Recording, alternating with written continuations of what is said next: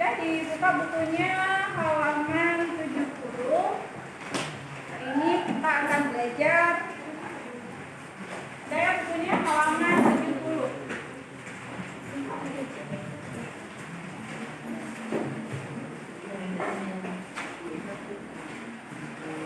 Guru lagi ngerangkat kan? Kenapa di sini?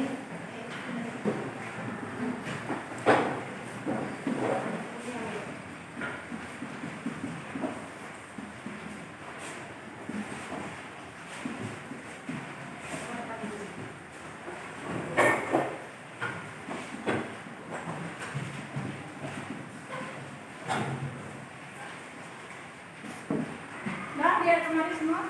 Hari ini kita akan belajar mengenal dan mengidentifikasi unsur-unsur pembangun teks cerpen. Minggu yang lalu kita sudah belajar tentang pengertian cerpen. Masih ingat apa? Cerpen? Pengertiannya? Cerita pendek yang habis dibaca sekali dulu, ya. Kalau novel dia tidak habis dibaca sekali dulu. Kalau cerpen cerita pendek yang habis dibaca sekali dulu. Panjangnya kurang lebih dari 10.000 kata, kurang lebih ya. Hari ini kita mau belajar mengenal dan mengidentifikasi unsur-unsur pembangun teks cerpen. Mengidentifikasi, ingat kata-katanya? Kita mau mengidentifikasi unsur-unsur pembangun teks cerpen. Mengidentifikasi menyebutkan unsur-unsur yang ada atau unsur-unsur pembangun dalam sebuah teks cerpen. Yang pertama ada tema. Apa itu tema? Tema. Sering kita jumpai ya di kelas 1, kelas 2, tema. Siapa yang bisa? Tema apa pengertiannya? Halo, siapa yang bisa jawab apa pengertian dari tema? Tidak ada? Tema adalah, dibaca di bukunya ada ya, gagasan dasar umum yang menopang sebuah karya sastra. Atau bisa kita katakan tema adalah sebuah ide dasar yang mendasari sebuah cerita. Tema bukan judul. Yang jangan salah pengertian nanti, karena biasanya dilihat kalau kita suruh buat tema selalu buatnya judul. Tema itu bukan judul. Tema adalah yang mendasari sebuah cerita. Contohnya judulnya cerpen misalnya Maling Gendam judulnya. Kalau sudah kita baca semua ceritanya, yang menjadi temanya adalah anak durhaka. Bisa dipahami? Yang kedua, unsur pembangun yang ada dalam teks cerpen ada alur cerita. Alur cerita. Ada yang tahu alur cerita apa pengertiannya? Alur cerita. Yang bisa jawab, kita kasih nilai. Alur cerita. Bisa? Apa alur cerita? Nur Fazila? Alur cerita. Ini apa alur cerita? Nggak tahu. Jalannya cerita. Jalannya cerita dalam sebuah cerpen itu namanya alur. Jalannya cerita. Alur ini dibagi tiga. Ada alur maju, ada alur mundur, ada alur satu lagi campuran.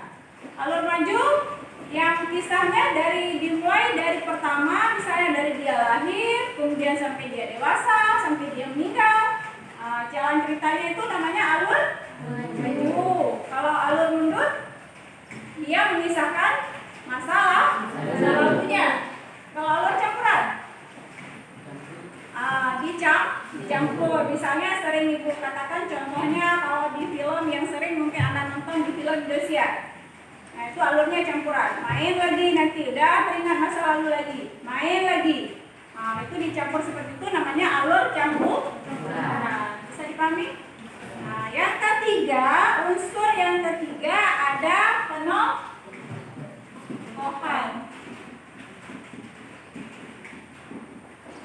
Penokohan. Nah, apa penokohan dibaca di bukunya kan ada buku ya yang di depannya ada. Najwa, apa penokohan? Yang di belakang. Ya, coba dibaca di bukunya ada kan halaman 70. Apa itu penokohan? Dibaca saja. Apa penokohan? Yang besar suaranya. Penokohan tokoh cerita orang-orang yang ditampilkan dalam suatu karya naratif. Kenapa baca aja tidak mau? Kan ada di bukunya ya. Tokoh cerita adalah orang-orang yang ditampilkan dalam suatu karya naratif. Penokohan orang yang bermain dalam cerpen. Tokoh-tokohnya siapa-siapa saja. Karakternya seperti apa? Itu yang dikatakan penokohan. Pertama, tokoh yang ada dalam cerpen, kemudian karakter atau watak, tabiat, sifat dia di situ itu namanya penokohan. Ya, bisa dipahami ya. Yang keempat ada latar.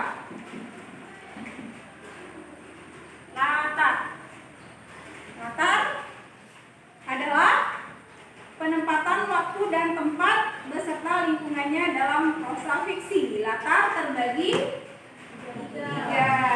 Yang pertama ada latar tempat. Yang kedua waktu. Yang ketiga sosial. Latar tempat terjadinya yang dalam cerpen. Kalau waktunya misalnya pagi hari, sore hari, malam hari, itu namanya latar waktu. Kalau latar sosial mengacu pada hal-hal yang berhubungan dengan perilaku sosial masyarakat di suatu tempat yang diceritakan dalam karya fiksi. Termasuk di dalamnya adalah berupa kebiasaan hidup, adat istiadat, tradisi, keyakinan, pandangan hidup, cara berpikir, dan bersikap. Selain itu, latar sosial juga berhubungan dengan status sosial tokoh yang bersangkutan. Itu latar sosial. Nah, di sini dikatakan latar sosial. Misalnya di sini kita di Aceh. Ini menyangkut misalnya yang membuat cerpennya orang Aceh. Jadi latar sosialnya yang dibuat di sini mungkin pola pikirnya, kebiasaan hidupnya, adat istiadatnya. Dibuat kalau misalnya orang Aceh buat, mungkin yang dibuat adalah tradisi-tradisi yang ada di Aceh. Misalnya kalau orang mau pesta atau mau lihat daerah baru, pasti kalau ada istiadat kita di Aceh bawa kue ke daerah barunya. Misalnya sampai berapa, 20, 30 bawa kuenya. Itu yang dikatakan adat istiadat, tradisi atau kebiasaan hidup yang misalnya pengarang cerpennya orang Aceh. Kalau misalnya orang Batak, nanti yang dikarang mungkin latar sosialnya orang Batak. Bisa dipahami ya, latar sosial. Latar sosial berhubungan dengan status sosial tokoh yang bersangkutan. Kemudian yang kelima ada sudut pandang.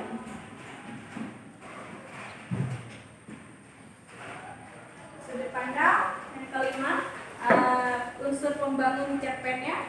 Sudut pandang, cara penulis memandang tokoh-tokoh cerita dengan menempatkan dirinya pada posisi tertentu. Umumnya penulis menempatkan diri pada posisi orang ketiga dengan menggunakan kata ganti dia, atau orang pertama dengan menggunakan kata ganti orang pertama aku atau saya. Ini sudut pandang ini yang sering siswa sulit memahami. Kalau tema, alur, penokohan, latar, itu Ibu lihat biasanya siswa bisa memahami, maksudnya lebih mudah memahami. Tapi kalau sudut pandang sering salah, karena nanti biasanya di UN Ibu lihat sering keluar soalnya misalnya bacalah kutipan cerpen berikut. Yang ditanya sudut pandang pengarang pada cerpen di atas adalah, itu sering jawabannya salah. Makanya kita luruskan di sini. Sudut pandang adalah cara penulis memandang tokoh-tokoh cerita dalam menempatkan dirinya pada posisi tertentu yang mampu dipahami, yang mudah dipahami. Cara sudut pandangnya posisi pengarang. Misal Ibu yang ngarang cerpen, Ibu misalnya mau buat cerpen. Kalau Ibu menggunakan aku, waktu itu aku berangkat ke sekolah, yang Ibu buat itu aku. Jadi posisi Ibu di situ orang pertama, sudut pandangnya orang pertama. Tapi kalau misalnya nggak dibuat aku, diganti dengan dia atau nama orang. Dia begitu lelapnya tidur misalnya di malam hari, bisa contoh ya. Dia atau nama orang langsung, misalnya seperti yang cerpen Misteri Sebuah Diari, langsung membuat nama misalnya Elisa dan Ella berangkat ke sekolah. Dia sekolah kelas 6 SD misalnya, itu sudah orang ketiga. Posisi pengarang sudah menempatkan orang lain sebagai orang ketiga. Bisa dipahami? Di sini satu lagi ada amanat, ya. Walaupun yang tadi disebutkan 6, ada satu lagi amanat. Amanat apa? Siapa yang bisa jawab? Dari tadi nggak ada yang jawab. Malulah. Amanat. Di setiap upacara ada nggak amanat? Ada kan? Untuk amanat istirahat di tempat nggak, itu langsung diberikan amanat. Kalau dalam cerpen apa amanat? Pesan moral. Pesan yang ingin disampaikan pengarang kepada pembaca. Misal yang tadi kita katakan maling undang, temanya anak durhaka. Apa amanat yang ingin disampaikan pengarang di situ? Jangan durhaka terhadap orang tua. Itu yang disampaikan amanatnya. Karena amanat adalah pesan-pesan yang ingin disampaikan pengarang kepada pembaca. Semua cerpen ada amanat. Biasanya di novel ada amanat, di puisi ada amanat. Bisa dipahami? Unsur-unsur pembangun cerpen ada 6. Yang pertama tema, yang kedua diatur, penokohan, latar, ada amanat. Ada yang ingin ditanyakan? Kalau misalnya kurang jelas, boleh ditanyakan. Ini adalah unsur-unsur pembangun teks cerpen, atau sering disebutkan ini unsur intrinsik, unsur yang ada dalam cerpen. Kalau ada yang kurang jelas, silahkan ditanyakan sebelum kita buat kelompok. Ada yang tidak dimengerti, silahkan ditanyakan. Ada? Sudah jelas semua? Sudah? Kalau kenapa dia? Sudah jelas yang dari unsurnya, dari yang pertama tema sampai amanat. Ada yang kurang jelas misalnya di tema saya belum paham dulu. Silahkan ditanyakan sebelum kita buat kelompok. Nggak ada? Kalau tidak ada, Ibu rasa sudah jelas. Kita bagi kelompok, satu kelompok 4 orang. Kita buat tugas sekarang. Dibuat kelompoknya. Satu dalam bentuk kalimat ya. Dalam bentuk kalimat. Tapi kalau dalam bentuk kalimat harus ada apa? Paling kurang subjek, predicate. Tahu ya, sudah belajar kemarin kalimat aktif, intransitif itu sudah. Sekarang Ibu mau Anda buat satu saja dulu dalam kalimat latar waktu. Contohnya dalam kalimat. Boleh kompromi karena dia kelompok. Latar waktu dengan latar tempat. Muat saja. Nggak usah ya. Dibikin mulai sekarang di kertas lembar. Buat latar waktu dengan latar tempat dalam bentuk kalimat. Bisa dipahami ya? Silakan. Dikeluarkan kertas lembarnya. Waktunya 2 menit. Mudah kan latar tempat, latar waktu. 2 menit. 2 menit. Dimulai dari sekarang.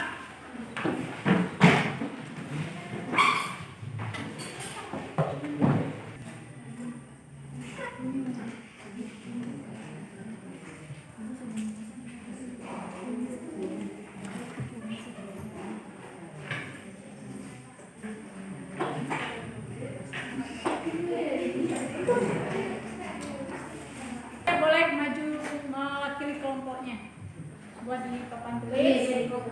Kelompok 1 udah. Kelompok 1 Ismuhat udah. Belum. Harus sudah. Enggak kita belum. Coba kamu nih dia siapa yang dan ayo Ismuhat.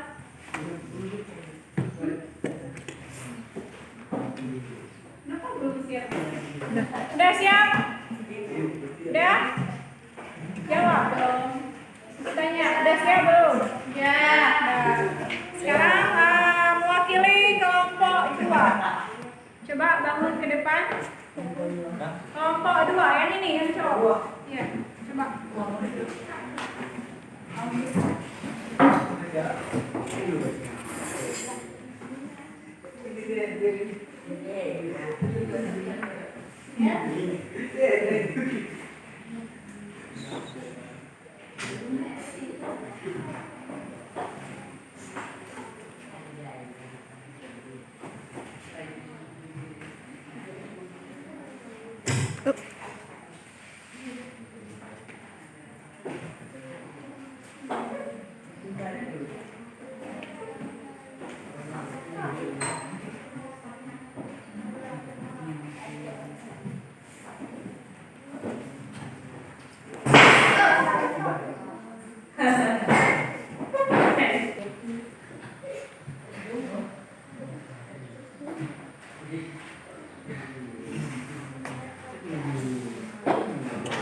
Siap-siap kelompok 4 ya.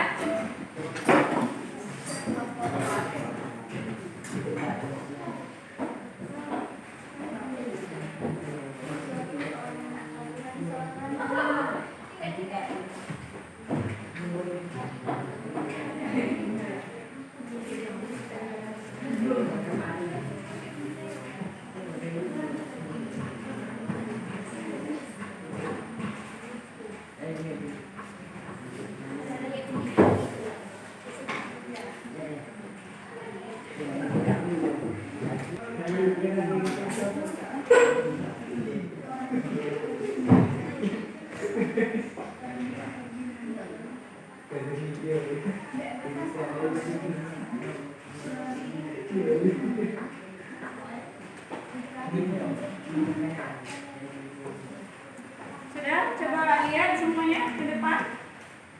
Yang dibuat oleh siapa namanya? Gajah Ganda ya. Yang tadi disebut latar tempat dengan latar waktu. Coba dibaca. Matahari mulai cerah, aku dan adikku bergegas untuk berangkat ke sekolah. Ini latar waktunya? Pagi. Gimana kita lihat waktunya pagi? Matahari mulai cerah. Berarti kelompok Rudiansyah sudah memahami kalau inilah latar waktu. Kemudian satu lagi latar tempat. Aku dan adikku berlayar angin laut menghembus dengan lembut, sejuk dan membawa 1000 kerinduan. Ini latar tempatnya di mana? Di laut, ya. Nah, bisa dipahami? Ini latar waktu dengan latar tempat. Tekan untuk kelompok 2.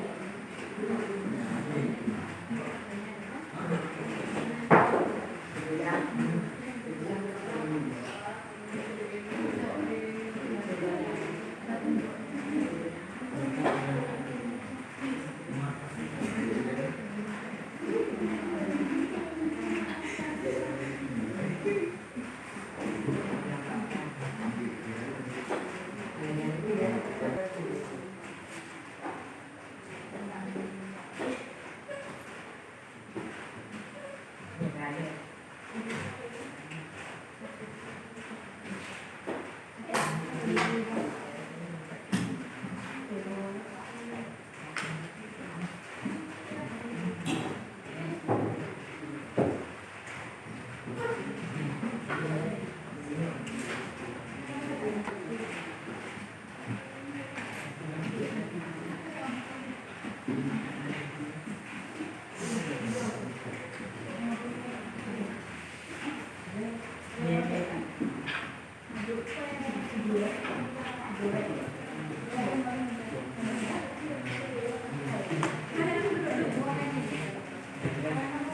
coba lihat kembali semuanya yang dibuat kelompok of.